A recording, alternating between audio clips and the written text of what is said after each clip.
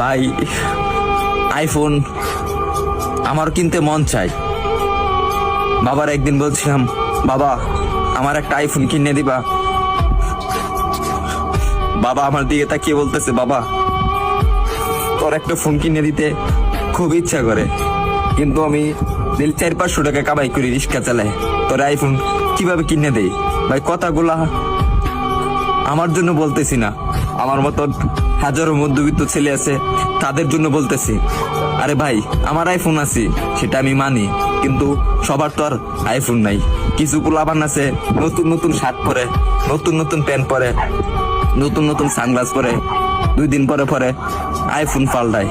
তাদেরকে উদ্দেশ্য করে বলতেছি, ভাই আমরা গরিব মানুষ, ভাই আমরা দিনের না দিন খাই, আমরা আইফোন কিনবো ভাই, কারণ 3 বেলা তো ঠিক মতন খাইতে পারি না।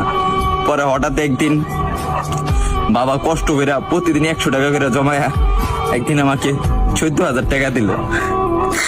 14,000 টাকা দেওয়ার পরে একটা আমি 6S কিনলাম। 6S কেনার পরে আমি ভিডিও শুরু করলাম। ভিডিও শুরু করে এই যে ভিডিও দিতেছি আপনাদেরকে, হয়তো আপনারা ভাবেন যে আমি কথাগুলা বলি লাইক ভিউ পাওয়ার জন্য।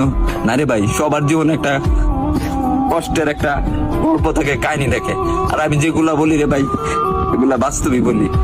তারপরে ভিডিও করতেছি, আর এখন যখন ভিডিও করতেছি ভালো একটা পজিশনে যাইতেছি, একদিন আব্বুরে বললাম, আব্বু তুমি এই ফোনটা দিছো না, এই ফোনের টাকা একদিন আমি এই টিকটক থেকে তোমাকে ব্যাগ দেবো।